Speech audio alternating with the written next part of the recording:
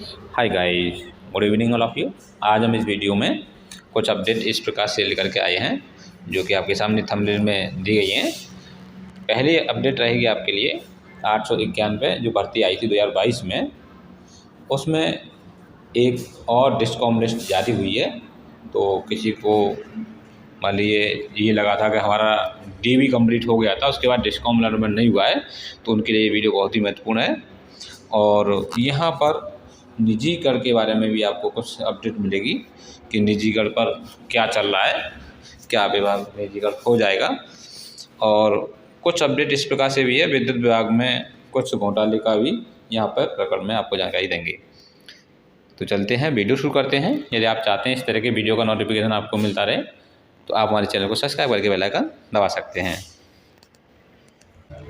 तो सबसे पहले आपको अपडेट देंगे। देखिए यहाँ पर आप देख रहे होंगे न्यूज़पेपर की कटिंग है कि जो आपकी ट्रांजैक्शन एडवाइज़र जो होते हैं, जिन्हें हम परामर्शदाता कहते हैं या टीए कहते हैं, कि नियुक्ति प्रस्ताव के विरोध में नियामक आयोग में याचिका दायर की गई है और उपभोक्ताओं के हितों की रक्षा करने की मांग, कहा मसौदा उद्योगपतियों के लाभ वाला है और यहाँ पर उन्होंने याचिका दायर की है। तो और यहाँ पर भी आप देख रहे होंगे जो हमारी यूनियन है ऑफिसर्स एसोसिएशन की, उन्होंने भी ऐलान किया है आंदोलन के लिए। और यहाँ पर प्रदेश भर में विरोध प्रदर्शन 13 को काली पट्टी बांधकर करेंगे कार्य। और आप इस कटिंग में पूरी जानकारी के लिए पढ़ करके देख सकते हैं। और यहाँ पर एक चीज़ आपको बता दूं कि 5 दिसंबर 2024 को एनर्जी टास्क फोर्स में पास किया गया मसौदा उद्योगपतियों को लाभ पहुंचाने वाला है। इस चीज़ को लेकर के ये याचिका दायर की गई है। और यहाँ पर शक्ति भवन में प्रदर्शन करते बिजली कर्मी हैं, ये फ़ोटो लगा दिया इन्होंने कटिंग में कि निजीकरण के विरोध में जो शक्ति भवन में जो देख रहे होंगे यहाँ पर ये विरोध प्रदर्शन चल रहा है। और दूसरी अपडेट यहाँ आप देख रहे होंगे यूपीपीसीएल के पूर्व एमडी एपी मिश्रा की 2.85 करोड़ की संपत्तियाँ जब्त कर दी गई हैं। तो यहाँ लिखा है यूपी पावर कॉर्पोरेशन लिमिटेड के पूर्व एमडी अयोध्या प्रसाद सिंह मिश्रा से जुड़े भ्रष्टाचार के मामले में प्रवर्तन निदेशालय ने शनिवार को उनकी 2.85 करोड़ रुपए की संपत्तियां जब्त की हैं। ये संपत्तियां एपी मिश्रा और उनके करीबी संबंधियों के नाम पर लखनऊ और गोंडा में खरीदी गई थी। इनमें लखनऊ में एक आवासीय फ्लैट, एक दुकान और गोंडा में एक कृषि भूमि शामिल है।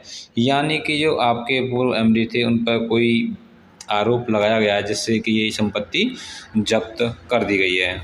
और एक कई न्यूज़पेपर कटिंग है, उनमें सब में यही दिखाया है पावर कॉर्पोरेशन के पूर्व एमडी की 2.85 करोड़ की संपत्तियां जब्त, लखनऊ में फ्लैट दुकान के अलावा गोंडा की कृषि भूमि कब्जे में ली गई। इस तरह से ये पेपरों में छापा गया है। इस तरह से देखो यहाँ भी है कार्रवाई, पावर कॉर्पोरेशन के पूर्व एमडी की संपत्ति जब्त।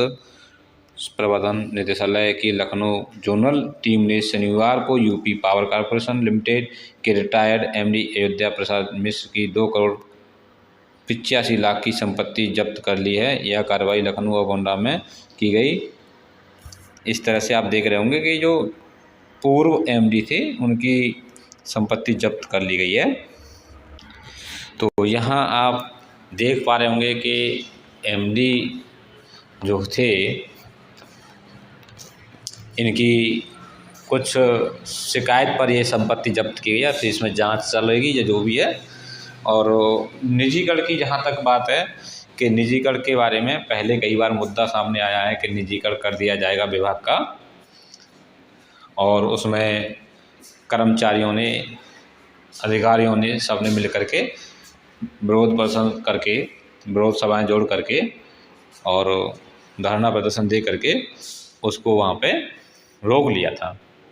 इस बार भी उम्मीद पूरी है कि ये निजीकरण न होने देंगे, क्योंकि ये पूरी तैयारी के साथ लगे हुए हैं एम्प्लॉय के धरना प्रदर्शन करने में और देखिए यहाँ लिखा है प्रदेश भर में विरोध प्रदर्शन 13 को काली पट्टी बांधकर करेंगे काम, यानी कि विभाग को एक चेतावनी देने के लिए काली पट्टी बांध के काम करेंगे।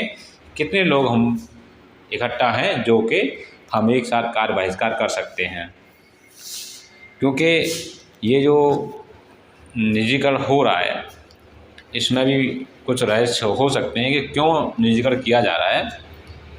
लेकिन अगर विभाग ये कहता है कि लॉस को लेकर के अगर ये कहें कि हाँ प्राइवेट कर दिया जाए, तो उसके और भी कई पहलू होते हैं जो लॉस को कम किया जा सकता है या उस पर विचार करके संशोधन किया जा सकता है या उस पर अमल करके हम लॉस को कम कर सकते हैं। ऐसा नहीं है कि लॉस है तो लॉस को देखते हुए आप उस विभाग को प्राइवेट कर देंगे। दूसरी बात ये भी है, यदि आप प्राइवेट करे जा रहे हैं तो पहले उन क्षेत्रों का थोड़ा एक जायज़ा ले लिया जाए जहाँ पर पहले से ही प्राइवेट है, तो वहाँ पर कितना बेनिफिट हो रहा है या वहाँ पर क्या ग्राफ है बेनिफिट का, लॉस का, उसके बाद आप ये निर्णय लेते तो ठीक रहता। क्योंकि कुछ रिपोर्ट्स का ये भी कहना है कि जहाँ जहाँ ये निजीकरण पहले से चल रहा है या जहाँ पे प्राइवेट सेक्टर में बिजली चल रही है, जैसे मान लें आगरा में है टोरेंटो कंपनी नाम से वहाँ देख रही है व्यवस्था, तो वहाँ पर भी आप ये देख लीजिए, तो वहाँ पर जो रेट है बिजली का वो कितने रुपए प्रति यूनिट के हिसाब से उपभोक्ताओं को बिजली मिल रही है और अपने यहाँ कितने का मिल रहा है।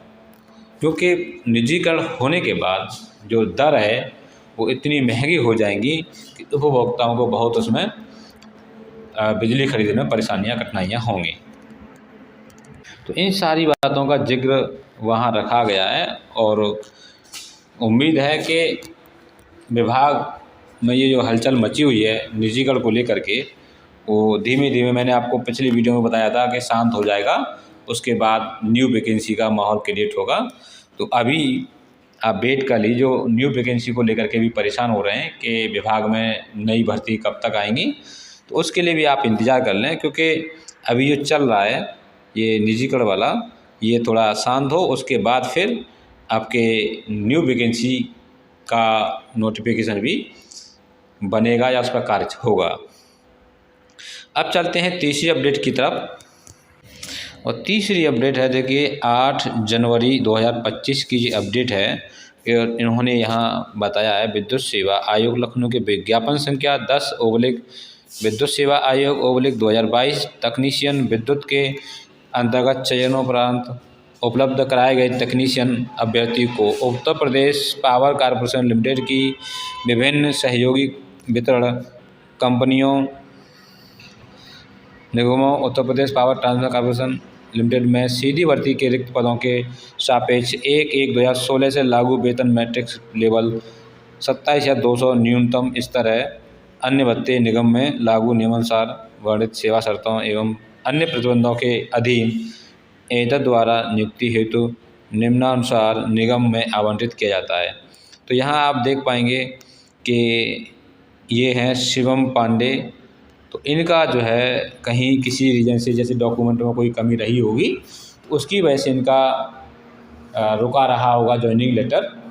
तो जैसे ही इन्होंने अपने डॉक्यूमेंट पूरे कर दिए हैं तो विद्युत सेवा आयोग ने ये फाइल लखनऊ शक्ति भवन के लिए भेज दी थी, और उसके बाद इनका ये डिस्कॉम अलॉटमेंट हो गया है। इनको जो मिला है मध्यांचल विद्युत वितरण निगम लिमिटेड मिला है।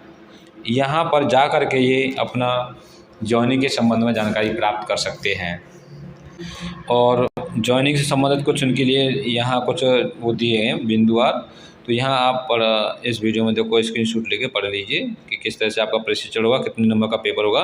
50-50 नंबर के 2 पेपर होते हैं, ऐसा इसमें नियमावली में है। और जो प्रशिक्षण होता है 11 महीने का, और एक होता है ETI में 1 महीने का। टोटल 1 साल का प्रशिक्षण रहता है। इसमें दोनों परीक्षाओं में न्यूनतम 60 अंक लाने होते हैं आपको, और कम से कम एक परीक्षा में 25 अंक होना अनिवार्य है, यानी 50%। तो इस तरह से ये अपडेट रही आज की। और भी कोई अपडेट मिलती है तो हम आपके लिए ज़रूर एक वीडियो लेकर के आएंगे। यदि आप चाहते हैं इस तरह के वीडियो का नोटिफिकेशन आपको मिलता रहे तो आप हमारे चैनल को सब्सक्राइब करके बेल आइकन दबा सकते हैं। तो मिलते हैं नेक्स्ट वीडियो में। Thanks for watching this video.